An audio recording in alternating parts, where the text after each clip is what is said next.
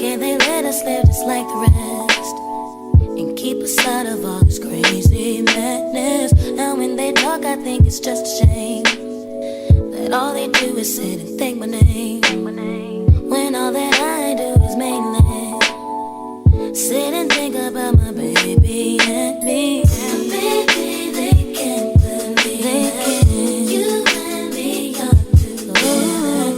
That's why they should have never said never.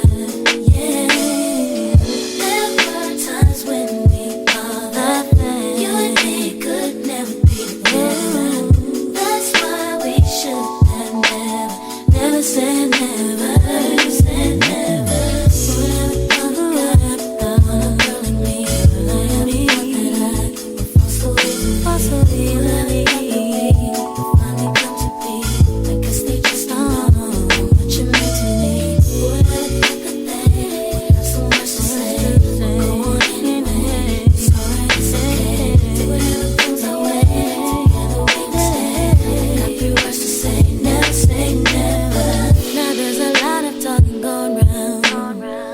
About the way me and you get down. What are they jealous or they hate me? I guess they all have their own PhD. I wish that they would just stop sweating me. Stop trying to get the best of me.